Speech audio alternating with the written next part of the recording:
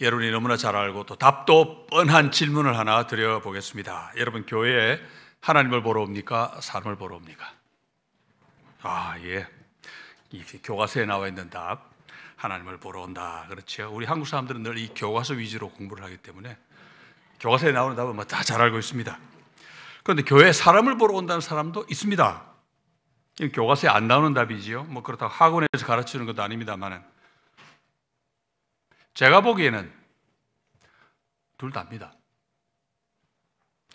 일단 하나님을 예배하고 하나님의 말씀을 듣기 위해서 오지요. 그와 동시에 함께 하나님을 섬기는 하나님의 백성들, 우리 함께 앉아있는 백성들을 만나기 위해 옵니다. 하나님을 보기 위해 오는 건 말할 필요도 없지요. 하나님이 함께 계시기 때문에 우리가 이렇게 모이고 예배와 공부와 친교 모든 것이 하나님 중심으로 움직입니다. 그런데 그와 동시에 또 사람을 보러 옵니다. 어제 저녁에 사람이 곧 교회다, 그렇게 말씀을 드렸는데, 다른 말로 여기 모여있는 우리가 바로 교회입니다. 우리 주위를 한번 돌아보십시오. 앞뒤좌우 한번 보십시오. 우리가 바로 이 주님의 몸 서울중앙교회입니다. 교회는 하나님을 보러 오고 또 사람을 보러 옵니다. 그렇기 때문에 교회에 필요한 두 가지, 꼭 필요한 두 가지가 뭔가 하면 예배와 친교입니다. 하나님을 섬기기 때문에 예배를 드리고 또 함께 하나님을 섬기기 때문에 친교를 나눕니다. 예배에 대해서는 평소 많이 배우시지요? 입술과 삶으로 드리는 예배는 우리 성도들의 삶의 기본입니다. 바른 예배가 있을 때 이웃을 사랑하는 바른 삶도 가능합니다. 그런데 친교에 대해서는 많이 배우긴 하지만 이 친교의 중요성을 생각할 때는 배우는 게 상대적으로 적다는 생각이 듭니다. 친교가 중요하다는 데 대해서는 아무도 이의가 없을 겁니다. 우리가 방금 고백한 사도신경에도 뭐가 있습니까? 성도의 교제를 믿는다 하는 내용이 있죠. 전에는 성도가 서로 교통한다 그렇게 이야기했는데, 친교가 중요한 진짜 이유는 이 친교가 없이는 우리가 가장 중요하다고 생각하는 그 예배를 제대로 드릴 수 없기 때문입니다. 예배와 친교, 어떻게 보면 이 동전의 양면처럼 붙어 있습니다. 예배를 바로 드리는 사람이 친교도 바로 나눌 수 있는 것처럼, 친교를 올바르게 잘 나누는 사람이 예배도 제대로 드릴 수 있습니다. 그러면 도대체 친교가 뭡니까?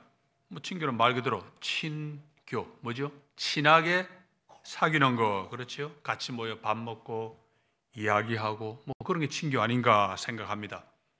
맞습니다. 그게 친교입니다. 같이 먹고 대화 나누는 게 친교의 핵심 맞죠? 문제는 뭘 어떻게 먹고 어떤 대화를 어떻게 나누느냐 하는 겁니다. 그래서 오늘 친교에 대해서 좀 배워보려고 합니다. 오늘 본문이 아주 좋은 가르침을 주는데, 히브리서 3장 12절에서 14절을 읽었지요. 가운데 있는 13절은 친교가 무엇인지 가르쳐주고, 앞에 있는 12절 그리고 뒤에 있는 14절은 친교가 왜 중요한지, 친교가 얼마나 중요한지 그걸 가르쳐 줍니다. 친교가 얼마나 중요한지 먼저 12절을 한번 볼까요? 형제들아, 너희는 삼가 혹 너희 중에 누가 믿지 아니하는 악한 마음을 품고 살아계신 하나님에게서 떨어질까 조심할 것이요. 불신앙이라는 악한 마음을 품지 않도록 도와주는 게 친교입니다. 살아계신 하나님을 떠나지 않도록 지켜주는 것이 친교입니다. 어떤 때는 좀 이상하죠. 믿음은 말씀에서 나오는 거 아닙니까? 예배나 설교가 아니고 어떻게 친교가 우리를 신앙에 머물도록 지켜주고 하나님께 꼭 붙어 살도록 지켜주는 걸까? 그런 생각이 들지요. 보기를 한번 볼까요? 시편 73편에 보면은 위대한 신앙인 아삽이 하마터면 시험에 들 뻔합니다. 잘 아시죠? 그런 아삽이 넘어지지 않게 붙들어준 힘은 아삽 자신의 고백대로 주의 아들들의 세대, 곧 성도의 무리, 그러니까 그 당시에 교회였습니다. 물론 시인의 고백을 보니까 또 하나님이 아삽의 오른손을 잡아주셨다 그렇게 표현을 하는데, 알고 보니까 오른손을 붙잡으시는 그 일 역시 교회를 통해서 하십니다. 시편 23편을 보면 다윗이 주의 지팡이와 막대기가 나를 안위하십니다 고백하지요. 그 지팡이와 막대기 우리가 보통 하나님의 말씀을 가리킨다 그렇게 보는데 그 말씀이 사실은 이 교회를 통해서도 옵니다. 우선은 강단에서 오지요. 성경 공부나 제자 훈련 뭐 여러 프로그램을 통해서도 오지요. 그런데 그와 동시에 성도들이 주고받는 대화를 통해서도 옵니다. 자, 12절에서 떨어질까 조심하라 그랬습니다. 무슨 말입니까? 떨어질 수도 있다는 이야기지요. 그럴 가능성이 없으면 떨어질까 조심하라 말씀 왜 하겠습니까? 아니, 한 번 하나님의 백성이면 영원히 하나님의 백성이지. 떨어질까 조심하라 무슨 말입니까? 자, 우리가 성경은 언제나 치우치지 않게 우리 인간의 논리를 넘어서 말씀하시는 그대로 균형 있게 잘 받아들일 수 있어야 됩니다. 성경은 둘 다 말씀합니다. 한 번 구원은 영원한 구원이다 분명히 말씀하지요. 그런데 그와 동시에 또 떨어지지 않도록 조심하라 경고합니다. 그러니 조심하라 그런다고 그래서 야 이러다 나 지옥 가면 어떻게 하나 겁먹는 것도 비성경적이지만 한 번 구원은 떼놓은 당상이다 그러고는 교만과 나태에 빠지는 그것 역시 큰 잘못입니다. 조심하라 하셨으니까 조심해야 됩니다. 불신앙의 마음을 품지 않도록, 그래서 하나님에게서 떨어지지 않도록 조심해야 됩니다. 그 12절입니다. 14절을 볼까요? 우리가 시작할 때 확신한 것을 끝까지 견고하게 잡고 있으면 그리스도와 함께 참여한 자가 되리라. 시작할 때 확신한 것 뭐겠습니까? 시작이니까 기초겠죠. 믿음의 기초.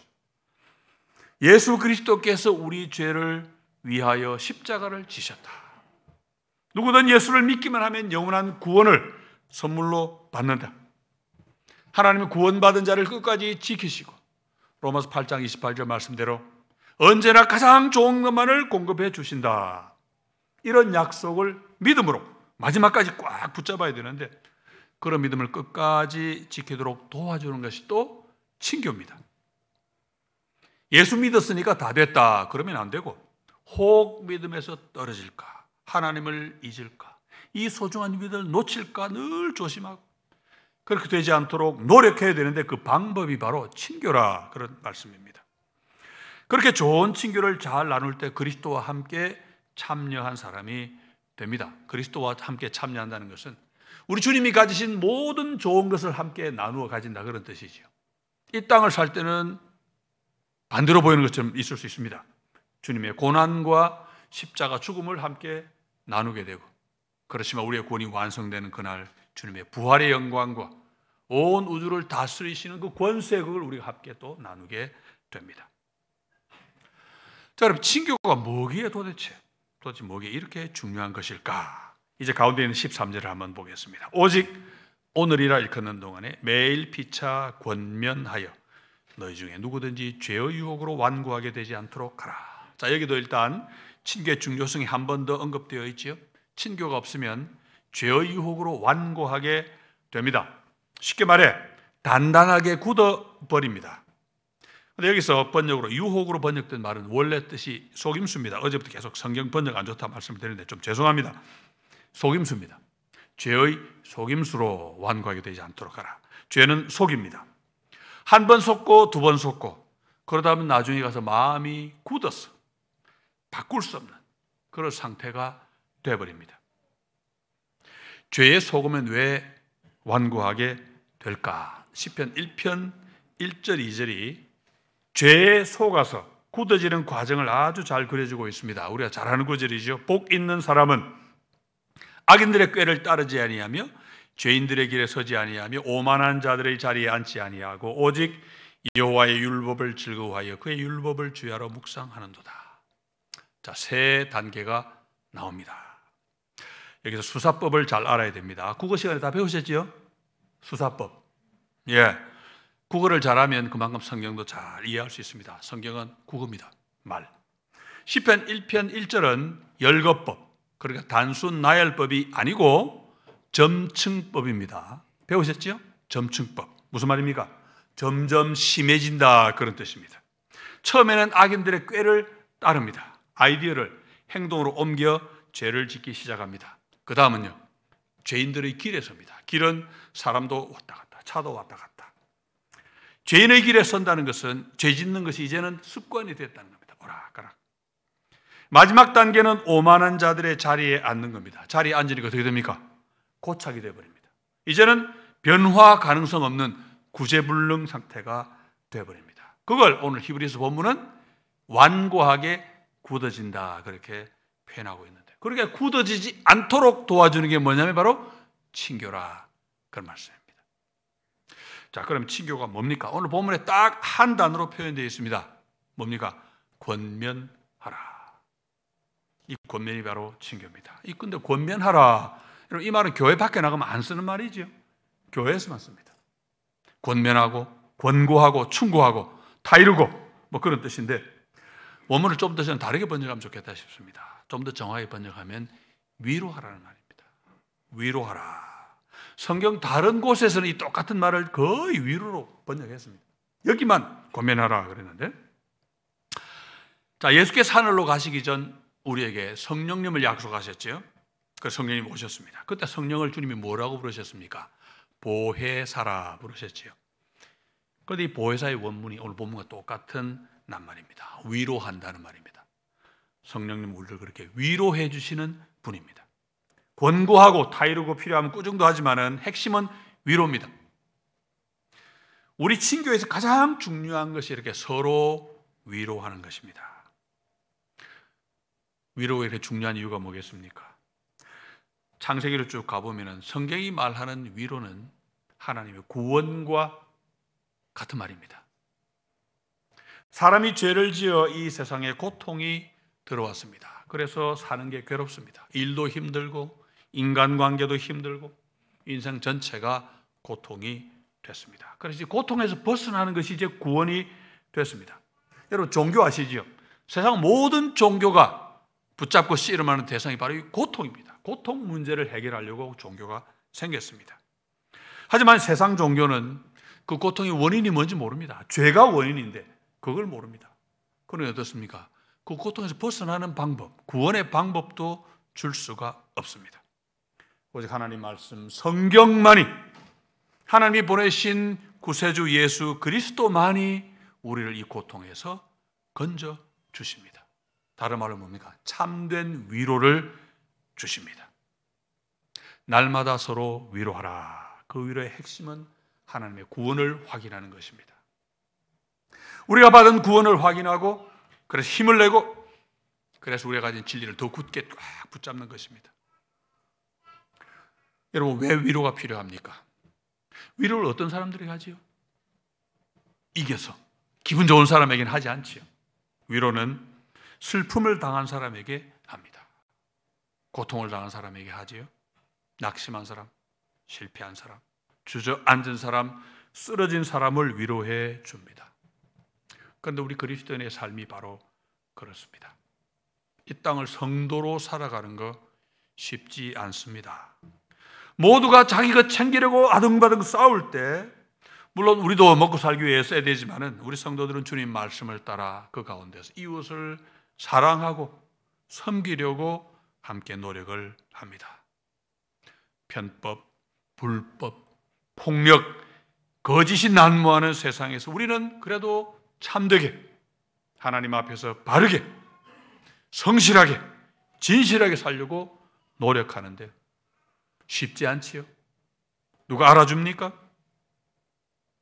누가복음 18장 주님 비유에 나오는 그 과부처럼 억울한 일을 당하고 또 당하고도 아무 호소도 못하고 그걸 안고 살아야 되는 것이 우리 그리스도인의 삶입니다. 그래서 성도에게 가장 필요한 것이 바로 이 위로입니다. 수고하셨어요. 힘드셨지요. 우리 주님도 고난을 많이 받으셨습니다. 이 땅에서는 고난을 받지만 하늘에서는 영원한 복락이 기다리고 있습니다. 그러니 눈물이 나도 우리 힘냅시다. 끝까지 잘 견딥시다. 그런 위로가 필요합니다. 그럼 이런 위로를 어떻게, 어떤 방법으로 해야 됩니까? 본문에 딱 두 가지 나오죠. 첫째로는 보니까 날마다 해야 된다. 날마다 하란 말은 하루에 한 번씩 하란 말이 아니고 뭡니까? 쉬지 말고 하라. 우리가 쉬지 말고 해야 될 세 가지가 데살로니가전서 5장 16, 17, 18절에 나오는데 혹시 아십니까?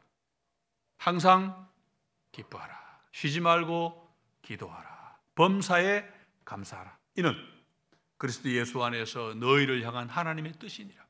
하나님이 그리스도 안에서 우리에게 기대하시는 게 항상 기뻐하고 항상 기도하고 항상 감사하는 그런 삶입니다. 자, 교과서 위주로 공부하신 우리 성도님들께 또 질문 하나 드려봅니다. 학교에서 공부 잘하는 비결이 2개가 있는데 혹시 아십니까?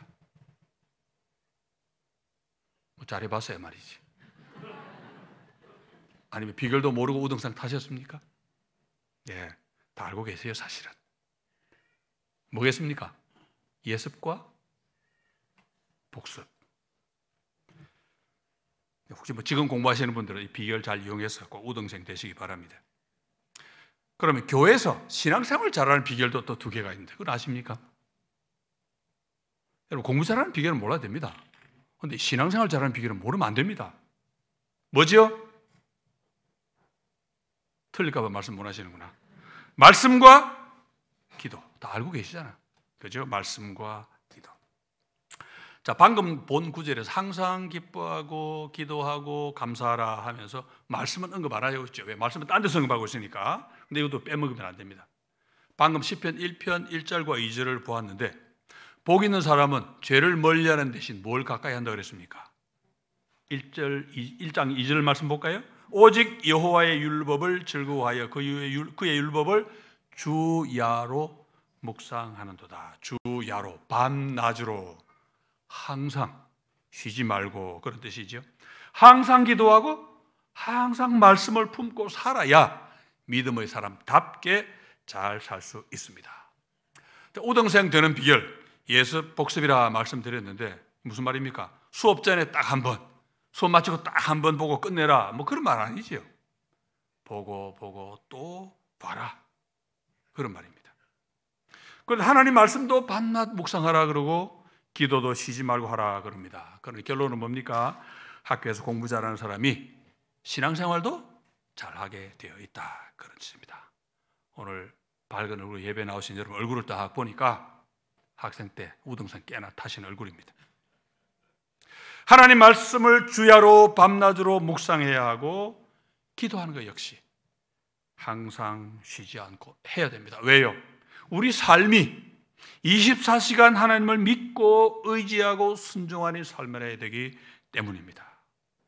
우리 삶의 매 순간 다가오는 고통을 잘 참고 견뎌야 하고 아무리 힘들어도 사랑해야 되고 선을 향하는 일을 중단해서는 안 되고 우리에게 구원을 주신 주님의 은혜에 따라 살아야 되기 때문에 이렇게 말씀과 기도가 필요한 것입니다.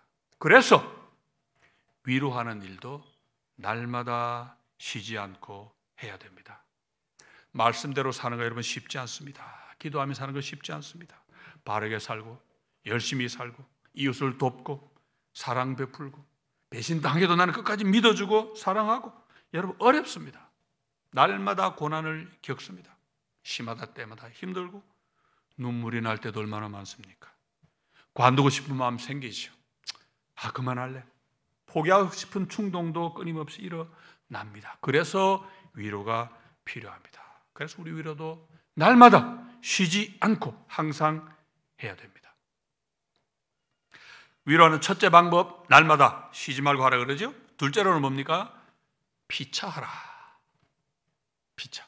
서로 주거니 받거니. 이 말에 무슨 뜻이 담겨 있습니까? 서로 하라 이 말은 성도는 모두가 아무도 예외 없이 위로를 받아야 될 사람이다 그런 뜻이죠.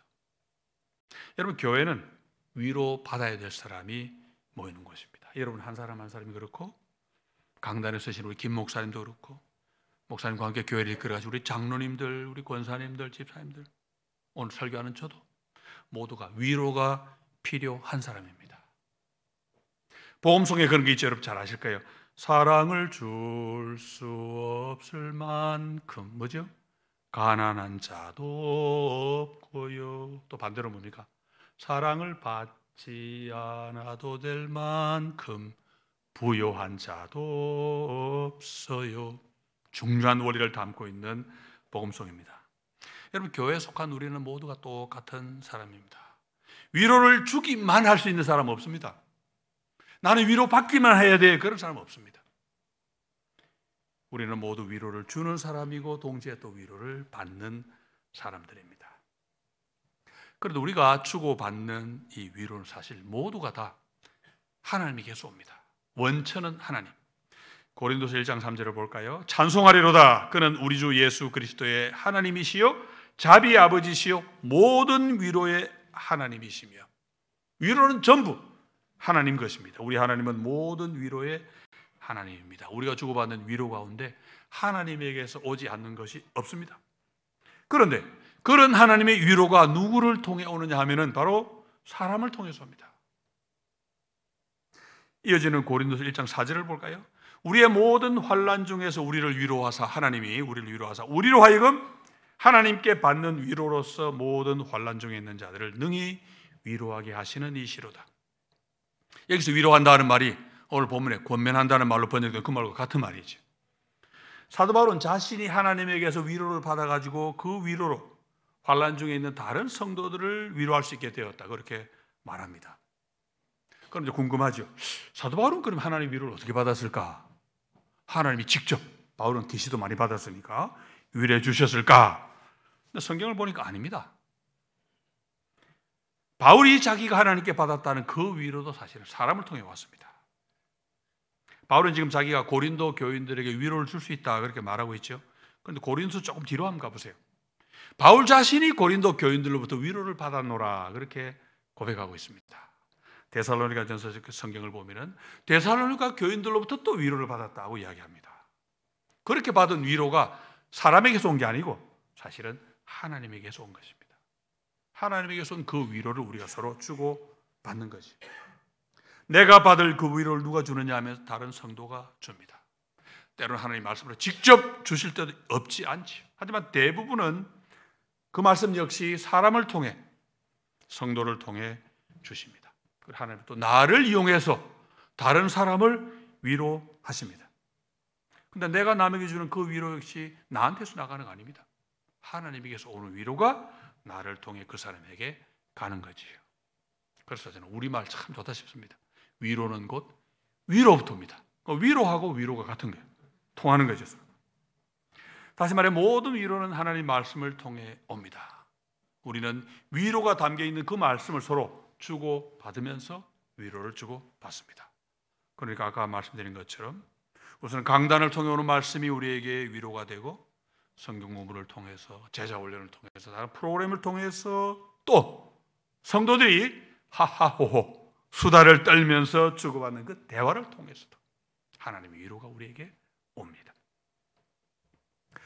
여러분, 하나님의 백성으로 사는 거 힘드시지요? 안 쉽습니다.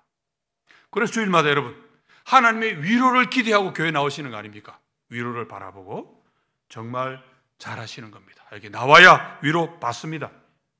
그런데 나오실 때 한 가지를 더 기억하시면 좋겠습니다. 뭐냐면 나뿐 아니라 다른 사람도 전부 위로를 받으러 나온다 하는 사실입니다. 다시 말해 얼른 가서 나 위로 받아야지 이걸로 끝내지 마시고, 혹시 나는 다른 사람을 어떻게 위로해 줄까? 그 생각도 함께 하자는 것입니다. 왜? 우리 위로는 전부 주고받는 것이기 때문에 그렇지요. 그래서 위로는 주고받으니까 위로를 나눈다, 그렇게 표현하죠. 나는 저 사람에게서 위로를 받고 또 저 사람 또 나를 통해 위로를 받습니다. 뭐 그런다고 부담을 느끼실 필요는 없습니다. 교회 갈 때마다 내가 어떻게 해야 다른 사람을 위로할 수 있을까? 저 사람을 위로하기 위해서 내가 무슨 말씀 몇 장 몇 절을 암송해 가야 될까? 뭐 그런 고민하실 필요 없습니다. 왜요? 성도는 이미 존재 자체로 다른 사람에게 위로가 되기 때문입니다. 어제 말씀드렸죠. 교회는 인간 회복의 현장입니다. 사람이 되는 곳입니다. 사람이 뭡니까? 함께 있어야 사람이다. 어제 말씀드렸죠. 서로 사랑하는 게 사람입니다. 그러니 함께 있는 그 자체로 이미 서로에게 위로가 됩니다. 우리가 이렇게 교회에 나와서 앞뒤 좌우로 함께 있다는 사실, 그 사실이 이미 나 속에 위로가 되고 있습니다. 다른 사람도 마찬가지입니다. 우리가 이렇게 함께 모이면 우리의 모임 자체가 우리가 함께라는 사실 자체가 왜요? 함께 있으면서 우리는 내가 진정한 인간으로 사람으로 회복됐구나, 하나님의 형상을 되찾았구나 확인하니까 모두에게 위로가 되는 거지요. 제가 어린 시절을 부산에서 살았습니다. 부산 영도에 가면 태종대라는 명승지가 있는데 아시죠? 거기 가면 자갈마당이라는 아주 재밌는 곳이 있습니다.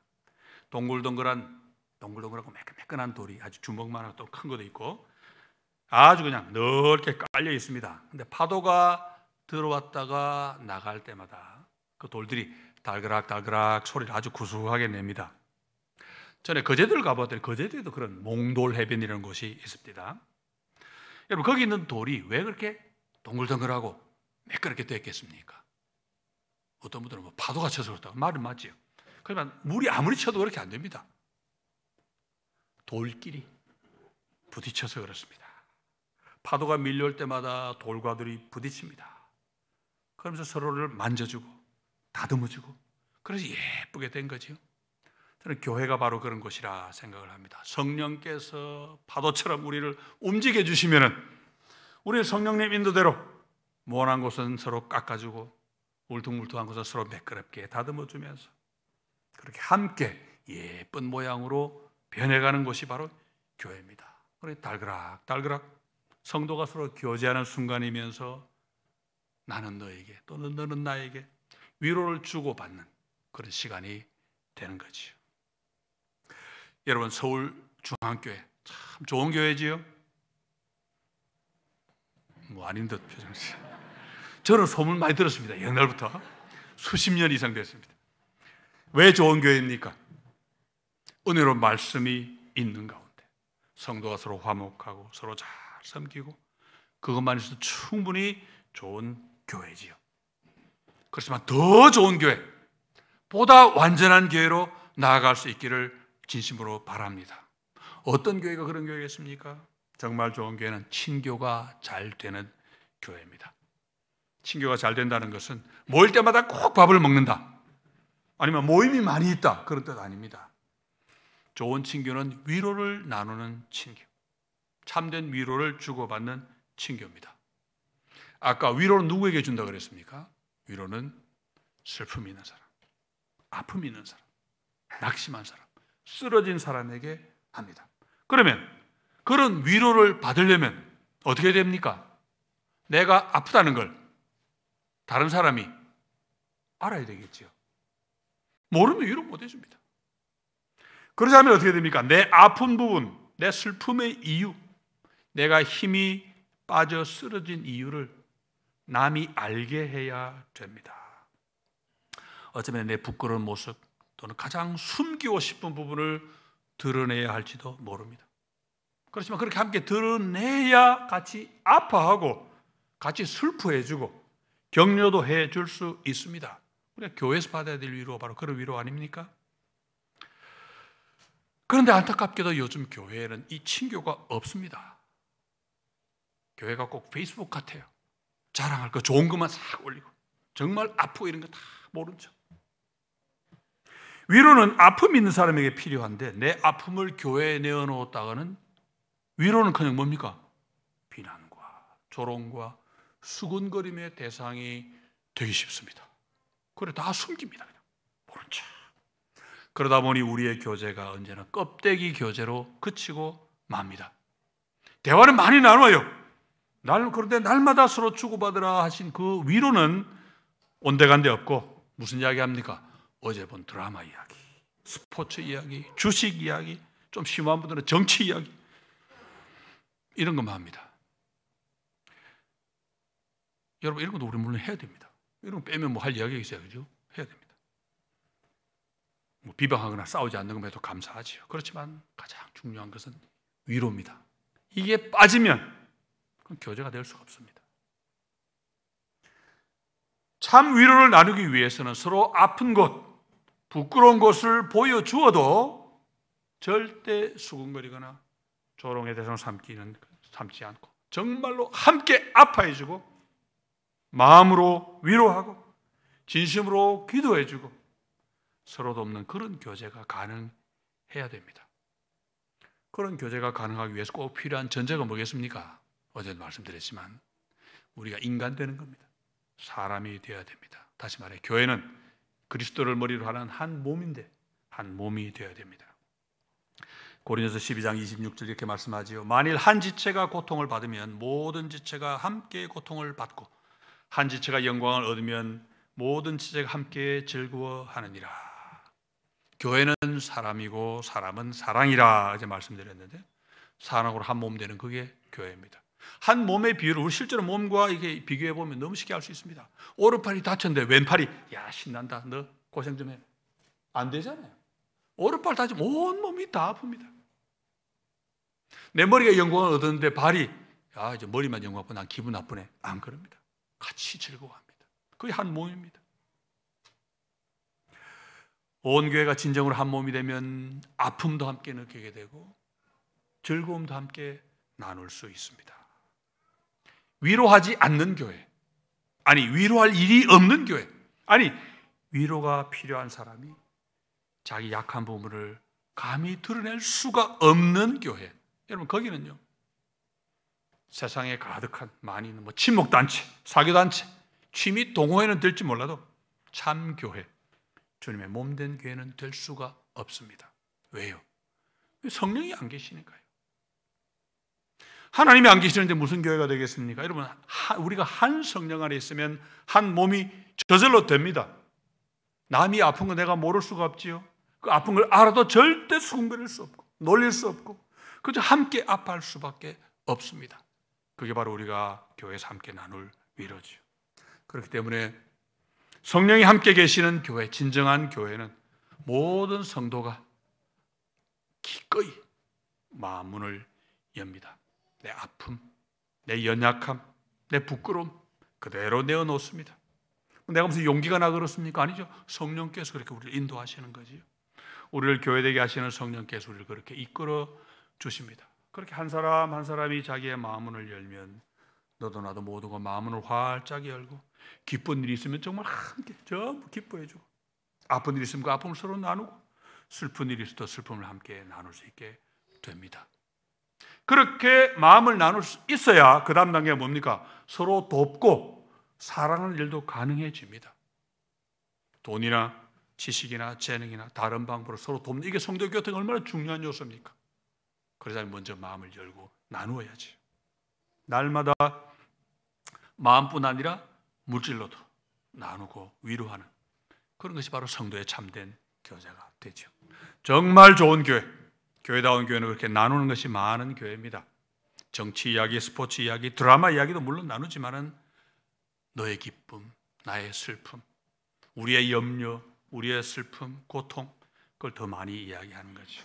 그렇게 나누는 이야기가 절대 수군거림의 대상이 되지 않고 그냥 기도 제목이 되고 그저 사랑을 베푸는 기회가 되고 이웃에게 선을 행하는 원동력이 되는 거지요. 그런 친교는 나눌 때마다 우리를 위해 십자가를 진 예수 그리스도의 사랑도 함께 확인하게 되고 아까 말씀드린 아삽처럼 또는 다윗처럼 서로 넘어지지 않게 붙들어주고 또 다시금 굳게 일어서도록 일으켜주는 원동력이 되는 거지요. 교회는 예배와 친교 이 두 가지가 핵심이라 말씀을 드렸습니다. 예배가 뭡니까? 예배는 하나님께 드리는 것이죠. 창조주 하나님 그리고 우리의 구원자 되신 하나님께 감사하는 행위가 예배 아닙니까? 이 예배는 우리가 함께 드리는 것입니다. 그래서 예배는 항상 청유형으로 나옵니다. 오라 우리가 함께 예배하자. 혼자 하는 게 아니라 같이 하는 겁니다. 왜 함께 합니까? 우리가 구원도 함께 받았지만 이 공동체를 통해 훈련하고 실천하는 그 사랑 역시 너와 내가 주고받는 그 사랑이 알고 보면 하나님을 사랑하는 방법이기 때문입니다. 그런데 친교를 제대로 나누지 않으면서 바른 예배를 드리는 것은 불가능합니다. 예배는 하나님을 사랑하니까 드리는 거지요. 그런데 요한일서 4장 20절을 보니까 뭐라고 가르칩니까? 누구든지 하나님을 사랑하노라 하고 그 형제를 미워하면 이는 거짓말하는 자니 보는 바 형제를 사랑하지 아니하는 자는 보지 못하는 바 하나님을 사랑할 수 없느니라. 친교 없이는 예배 못 드립니다. 그래서 친교를 바로 알고 잠시 바로 실천하는 것이 중요하죠. 교회가 내부에서 참된 친교, 참된 위로를 나눌 수 있어야 바깥으로 세상을 향한 사명도 감당할 수 있습니다. 안에서 사람을 훈련하고 연습하고 그 역량을 길러서 그걸 밖으로 내보내는 게 이웃을 향한 사랑이고 구제고 그렇겠지요. 여러분의 성도는 모두 좁은 길을 가는 사람들입니다. 문도 좁고 길도 좁아서 가는 사람이 많지 않다, 그렇게 주님이 말씀하셨지요. 그런데 주님은 사랑과 긍휼이 풍성하셔서 좁은 길을 가는 우리를 그냥 내버려 두지 않으시고 우리와 함께 가 주십니다. 약속하셨지요. 다윗이 고백한 것처럼 내가 사망의 음침한 골짜기를 갈 때에도 우리 하나님이 우리와 함께 가십니다. 그런데 사망의 음침한 골짜기를 가다가 옆을 돌아보세요. 하나님 계십니까? 안 보입니다. 대신 누가 있습니까? 서울중앙교회 성도들이 같이 있습니다. 하나님이 우리와 함께 걸어가 주시는 그게 알고 보면 같은 믿음을 가진 신앙의 동지들이 함께 가는 것과 같습니다. 우리 주님이 하늘로 가시기 전에 제자들을 세상으로 보내셨지요? 왜 보내셨습니까? 주님이 직접 하셔야 될 그 일을 너희가 내 대신 좀 하거라. 그래서 보내셨습니다. 그래서 주님의 제자들이 하는 그 일이 결국 우리 주님이 직접 하시는 일이죠. 또 우리 다시 한번 주변을 돌아봅시다. 앞뒤 좌우 우리 함께 예배드리는 우리 성도들. 여러분 옆에 계신 성도 한 사람 한 사람은 결국 뭡니까? 우리 주님의 부름을 받고 우리의 길벗 되라고 이렇게 함께 지금 와 있는 사람들입니다. 우리 주님이 천국 가는 우리 걸음이 외롭지 않게 붙여주신 정말 귀하고 귀한 길벗들에게 지금 다 앉아 있습니다. 남들이 나에게 길벗이 될 뿐만 아니고 나 역시 주위에 있는 다른 모든 사람들에게 좋은 길벗이 됩니다. 그러나 결국 뭡니까? 하나님 보러 교회 오는 거나 사람을 보러 교회 오는 거나 뭐 그게 그겁니다. 같은 이야기지. 길벗은 함께 길 가는 동무가 힘들어하면 함께 씌워줍니다. 왜? 나 혼자 가면 안 돼요. 같이 가야 되니까. 혹 지쳐 쓰러지면 얼른 일으켜 줍니다. 짐이 너무 무거우면 어떻게 합니까? 나누어져 줘야죠. 그래야 같이 갈 수 있지. 혹 동무가 곁길로 가면 어떻게 됩니까? 이제 딴 길로 세면 얼른 붙잡아 당겨야죠. 그죠? 말 안 듣면 어떻게 합니까? 억지로 완력을 써서라도 끌어당겨야 돼요. 왜? 나가면 죽으니까 살려야 될 거 아니에요. 그렇게 해서 한 사람도 낙오하지 않도록 끝까지 이 생명의 길, 이 구원의 길을 잘 가도록 서로 돕고 서로 챙겨주고 서로 바른 길로 이끌어주는 그게 바로 우리 사이, 우리의 친교 길벗들이 하는 일입니다. 주의 지팡이와 막대기가 나를 인도하신다. 다시 노래했지요. 내가 내 동무에게, 우리 교우들에게 그 지팡이 막대기 노릇할 때가 있습니다. 주님이 내 오른손을 잡아주셨다. 아삽이 고백했는데 내 동무가, 우리 같은 교우가 내 오른손을 잡아줄 때가 있습니다. 그게 바로 우리가 날마다 서로 주고받아야 될 위로입니다. 서로가 믿지 않는 악한 마음이 생기지 않도록 품어 그렇게 챙겨주는 일이고 살아계신 하나님께서 떨어지지 않도록 꽉 붙잡아주는 일입니다. 우리가 시작할 때 함께 잘 시작했지요. 지난 70년을 그렇게 멋지게 지내오지 않았습니까? 그걸 끝까지 굳게 붙들고 가도록 우리가 서로 격려해주는 그게 바로 우리의 친교입니다. 그렇게 하면 우리 중 아무도 죄에게 속고 또 속아서 마음이 완고하게 되는 일이 없을 겁니다. 미리 막을 수 있습니다. 우리 모두 함께 잘 참고 잘 견디어서 그리스도와 함께 참여한 사람들이 될 겁니다. 사랑하는 서울중앙교회 성도 여러분, 지금까지 70년을 잘 해오신 것처럼 앞으로 또 70년을 그리고 우리 주님 오시는 그날까지 잘 하셔서 마지막 날 하나님 집에서 아까 우리 찬양한 것처럼 모두 만나 영원히 행복하게 같이 잘 살도록 하십시다.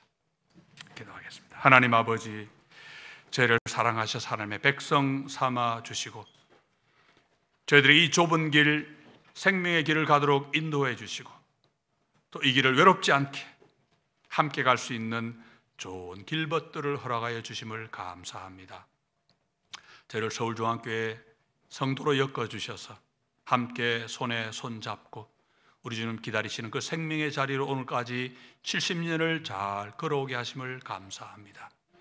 주님 오시는 그날까지 저희가 끝까지 길을 잘 가기를 원하오니 주님 저희를 도와주시고 이 가운데 주님의 말씀이 풍성하게 넘칠 뿐만 아니라 그 말씀을 통하여 서로 위로를 주고받고 서로를 세워주고 격려하고 붙잡아주는 그런 참된 주 안의 위로, 참된 교제가 넘치는 아름다운 교회가 되게 하여 주옵소서. 오늘도 마귀가 끊임없이 시험합니다. 저희가 서로 참된 위로를 날마다 주고받음으로써 마음이 굳어지지 않도록 서로 돕고 끝까지 잘 붙들고 나아가 하나님 보좌 앞에서 모두 반갑게 만날 수 있도록 큰 은혜를 베풀어 주시옵소서. 우리 구주 예수 그리스도의 이름으로 기도하옵나이다. 아멘.